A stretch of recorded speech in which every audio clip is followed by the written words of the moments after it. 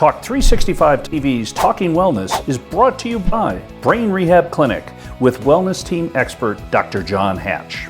Hey everybody, it's Holly Love, and today I am back at the Brain Rehab Clinic with Dr. John Hatch. Dr. Hatch, how are you? I'm doing so good. Thanks for being here. Thank you for letting us come down. I am so excited about this interview. We have something very special happening today because Dr. Hatch is one of a few doctors globally that treat a condition called misophonia. It's very rare, but people who suffer with it, it's a lot of problems, pain, suffering. It is a life-ruining condition. And Dr. Hatch not only has figured out how to correctly diagnose, treat, and greatly reduce the symptoms, but become really a leader and an expert in this field, an innovator as far as the way that you're doing it. And so today I'm excited to announce that not only is he going to explain how he came about knowing this information, he's going to share some tips and some exercises on ways that if you're struggling with misophonia, by the end of this thing you are going to be able to greatly reduce some of the symptoms you're experiencing by learning some of the exercises as well as learning more about the condition. So Dr. Hatch, without further ado, let's dive in and let's start by how did you find this disease? How did it find you? And how did you develop this protocol that is working so well? Yeah, it definitely found me. Yeah. It wasn't something I had even heard about a year ago. A dear patient had walked in and said, my daughter suffers from misophonia. I hadn't known what that was, and so I said, oh, wow. What is she dealing with? And basically most misophonia is diagnosed with an inability to take the sound of chewing. It's mouth noises, nasal noises, sneezing, coughing, slurping, and it creates a reaction in them that's aggressive or very annoyed by a sound, sometimes even into anger. And so children are isolating themselves, they're dropping out of school, parents have to do homeschooling.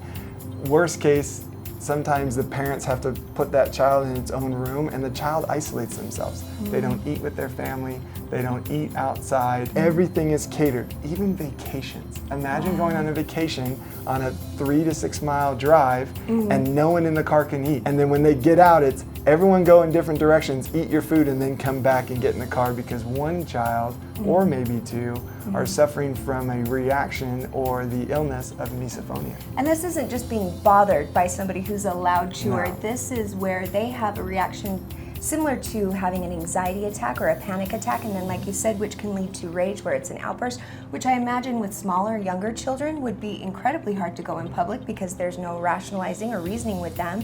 Maybe the older ones, it's something they can't even control though, let alone the younger ones, right? Absolutely. So those are some of the symptoms that you experience when you have misophonia.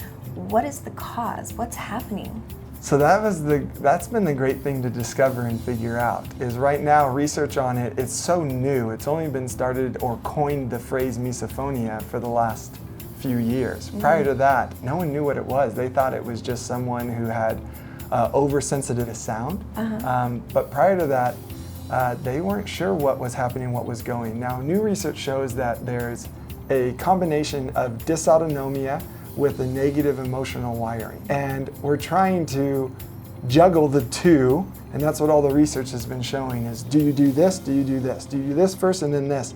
Well, what I started doing is looking at how is this brain working and what are the parts of the brain that are involved with everything that's going on. Not just a single segment, but all of it. And so with the very first patient that came in, I simply said, let's talk neurology and let's understand what is going on in the cortex. So we drew out the patterns of where sound travels and how you interact it and where the negative emotion is.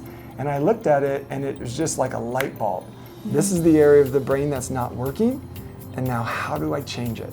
And so that's what's fun is here at the clinic we can do a bunch of diagnostic tests to find areas that run through that pathway of the brain, and if we can change it, if we can see the findings and then make changes to those findings and see that outcome, we watch their symptoms reduce over time. And it's been incredible, humbling, and amazing for those that have seen the changes.